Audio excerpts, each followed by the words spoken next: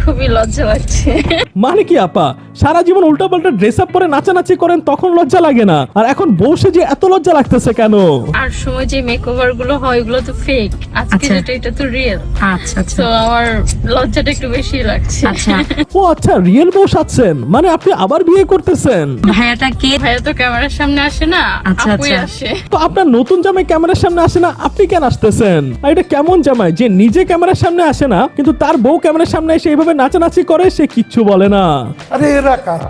এই সুমাই রিমু, যার কিনা আগের হাজবেন্ডের সাথে নাকি ঝগড়া ছাড়াছাড়ি হয়ে গেছে, অনেকে তো বলে যে তুমি আজ সফলতা পাওয়ার পরে তোমার প্রিয় মানুষকে আবার ভুলে গেছো। হচ্ছে। আর এখন নাকি এই সুমাই রিমু আবার বিয়ে করতেছে। আসবে আসবে আপু, একটু দাঁড়াও। কখন আসবে? আমি সেই সকালে তোমাকে বেকওভার করে দাঁড়ায় আছি, এখন পর্যন্ত সুমাই রিমু বিয়ের সাজ নিয়ে বউ সেজে দাঁড়ায় আছে, তার হাজবেন্ড আসতেছে না। হাজবেন্ড মনে হয় টিকটক আইডি খুঁজে পাইছে, দেখছে তার ওয়াইফ এইভাবে টিকটক করে, এই জন্য ওই ছেলের বিয়ে করতে আসতেছে না। বুদ্ধিমান ছেলে। আজকে কি আসলে আমার রিয়েল বিয়ে? তবে গাইস আমি আপনাদেরকে বলি, এখানে সবই সে করতেছে অ্যাক্টিং, জাস্ট বউ সেজে পার্লারের প্রমোশন করতেছে। এটা আসলে একটা বিয়ের সাজ নিয়ে প্রমোশন করতেছে, আসলে তার কোনো বিয়ে টিয়ে হইতেছে না। আর ভাই, যে মেয়ে মডেলিং করার জন্য তার ফ্যামিলির সাথে ঝগড়া করে, যে হাজবেন্ড তাকে অ্যাক্টিং জগতে আনছে তাকেই ছেড়ে দিছে, সেই মেয়েকে আবার যাই না শুই না কোন ছেলে বাস খেতে বিয়ে করবে? বিবাহ আমার সাথে সাথে বিবাহ চলে আসছে। এই চলে আসছে তোমার হাজবেন্ড, দেখছো? সুমাই রিমুর হাজবেন্ড নাকি প্লেন দিয়ে আসতেছে, আর অন্যদিকে সানজিদা নাকি দেশ ছেড়ে চলে যাইতেছে। শান্তিদা কোথায় যাচ্ছ? গাইস চলে যাচ্ছি কোনো এক দেশে, বাট বাংলাদেশের বাইরে, ঢাকার বাইরে যাচ্ছি। গেস করো কোথায় যাচ্ছি? এদিকে তো আমি আমার pink colour luggage ready. Sanjida নাকি দেশের বাইরে চলে যাইতেছে, বাংলাদেশের বাইরে, আর সে গেছে কোন জায়গায় সেটা একটু দেখেন।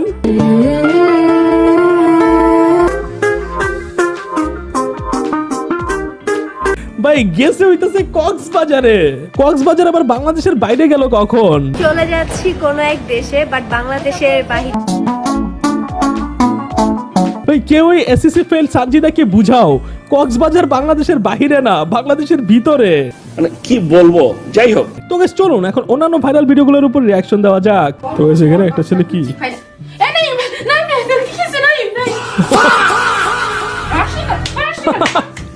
কাজ করতে গিয়ে ঘুমে গেছে, ওর মা মনে করছে মরে গেছে। আচ্ছা, যদিও এটা হচ্ছে বাহিরের দেশ, মেবি ইন্ডিয়ান একটা ভিডিওর কপি করা। ব্যাংকে টাকা জমাইতেছে। আজকে থেকে প্রতিদিন 10 টাকা করে জমাবো।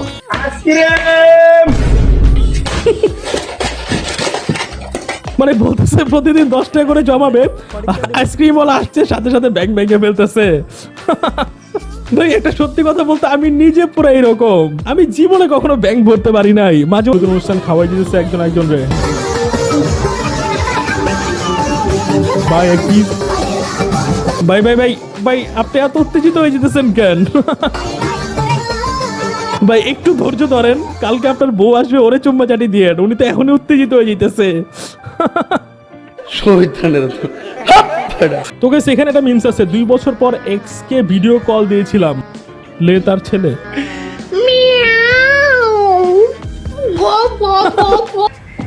বোকা চন্দ্রবিন্দু বাপের মতোই ফোন দিছে, ওর ছেলে ফোন ধরে এটাও করতেছে।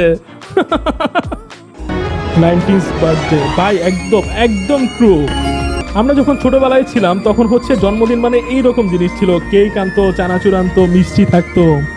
আর এখন তো জন্মদিনের অনুষ্ঠান হলো বিরিয়ানি টিরিয়ানি কত কি করে, বাট আমাদের সময় জন্মদিনের অনুষ্ঠান মানে এইগুলা ছিল। তোকে সেখানে ঈদ যাত্রার একটা ভিডিও,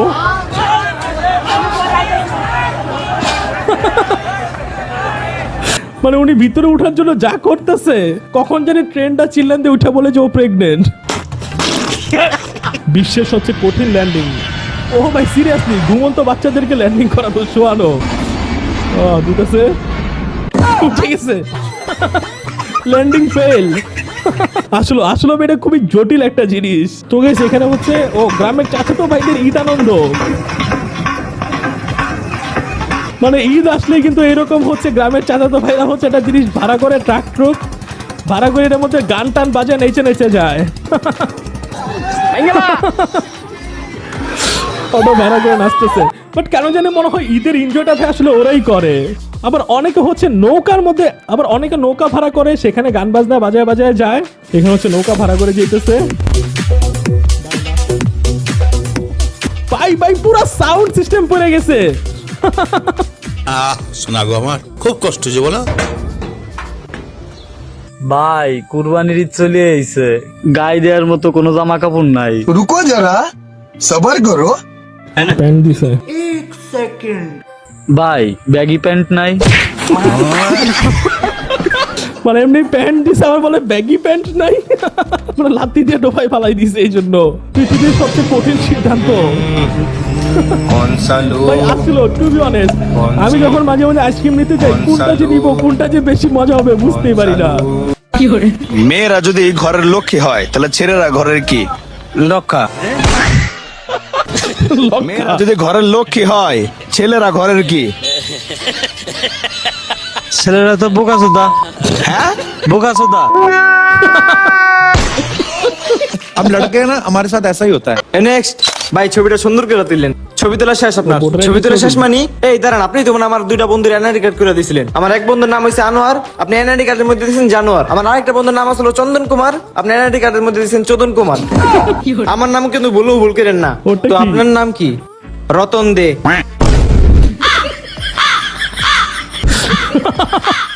ভাই পোলা পায় এইসব আইডিয়া পাই কই? তোকে সেখানে একজন ঘর মুছতেছে, একটা ছেলে কি ময়লা নিয়ে হাতে দাঁড়ায় আছে। ভাই ময়লা দিয়ে এখানেই ছেড়ে দিছে। ভাই উনি যেটা দিয়ে ঘর মুছতেছেন এটা মুখে মেরে দিছে। ঠিকই আছে, একদম পুরো পারফেক্ট হয়েছে। হুদাই গেছে ভিডিও বানানোর জন্য ঘরটা ময়লা করতে, এখন শুধু ঘর না ওর নিজের মুখও ময়লা হয়ে গেছে। আচ্ছা এখানে একটা ভিডিও আছে, নর্মাল দিন বয়েজ ফ্রেন্ডশিপ। ভাই ভাই তুই ট্রাফিক পুলিশ মিলে মারামারি লাগছে। এতদিন তো জানতাম চোর পুলিশে ঝগড়া করে, এখন তো দেখতেছি পুলিশ ঝগড়া করতেছে। ভাই এইসব জিনিস শুধুমাত্র বাংলাদেশেই সম্ভব। তো সেখানে একটা ভিডিও, এবার পুলিশের গাড়িতে যাত্রী ওঠানোর চেষ্টা। মানে পুলিশের গাড়িতে হচ্ছে যাত্রী উঠাইতেছে ডাইকা। তারপরেও কেউ ভয়ে উঠতেছে না, কারণ দেখা যাবে যার যার বাসায় না নিয়ে এটা পুরো থানায় নিয়ে গেছে। বাসায় বয়ফ্রেন্ডের ছবি দেখানোর পর ভাই নিজে চুল নিজে মা, ভাই ঘুমের বাবা, ছবি দেখে ঘুমিয়ে গেছি। টাকা ফেরত চাই, খুবই ফালতু। চলে দৌড়ায় না।